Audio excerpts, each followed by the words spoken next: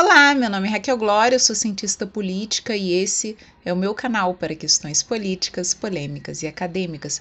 Hoje é segunda-feira, dia de questões acadêmicas, e eu vou conversar com vocês um pouquinho sobre o conservador Edmund Burke e como o conservadorismo tem muita pouca relação com o liberalismo ou com o capitalismo. É muito comum aqui no Brasil as pessoas falarem, né?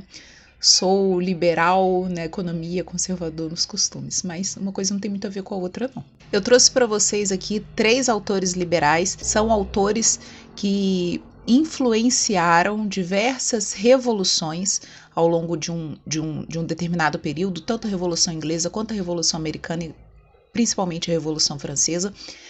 E o Edmund Burke estava vivendo mais ou menos no período de 2 grandes revoluções, tanto a americana quanto a francesa. Ele escreve, inclusive, a respeito dessas revoluções e ele tem uma visão muito diferente a respeito do liberalismo e do pensamento revolucionário. Conservadores não são revolucionários. Então, o liberalismo, principalmente da forma como ele aconteceu, foi algo que Edmund Burke criticou bastante. Porque Burke, então, era tão contrário às revoluções? Porque as revoluções são rompimentos radicais com toda uma tradição que foi ensinada aos homens por gerações anteriores. Na percepção do conservador, na percepção do Edmund Burke, a sabedoria humana, o que nos leva até onde nós estamos, é uma sabedoria construída coletivamente ao longo da história, ao longo das trocas humanas. São gerações que aprendem a viver em comunidade e que sobrevivem, né, a diversidades históricas, sobrevivem para nos contar uma história e para nos ensinar como sobreviver a essas adversidades também. Então, na percepção do Edmund Burke, a tradição, a ordem, a autoridade eram fundamentais para o desenvolvimento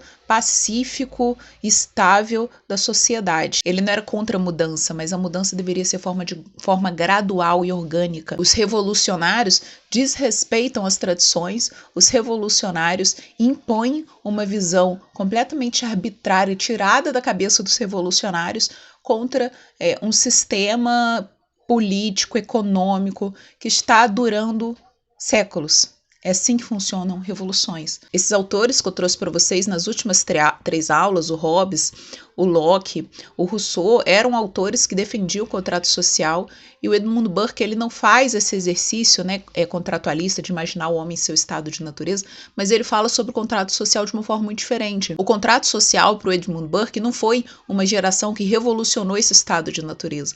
O contrato social para o Edmund Burke foi o contrato que foi feito por gerações, através de gerações. A maior crítica que o Edmund Burke faz ao liberalismo é que o liberalismo coloca o indivíduo, a liberdade individual, como a responsável pelas transformações sociais e como um fim em si mesmo. A liberdade individual como um valor absoluto, sem considerar os valores sociais, os valores culturais, a tradição, sem considerar a transformação que a sociedade faz de forma lenta, gradual ao longo da história. E outra diferença importante quando a gente vai pensar o conservadorismo é que liberalismo econômico e capitalismo são coisas diferentes. O Burke acreditava que o livre comércio sempre existiu, né? Antes você tinha a troca, a propriedade, né? A riqueza, ela se dava por meio da terra, depois essa propriedade, essa riqueza passou a ter um valor mais financeiro.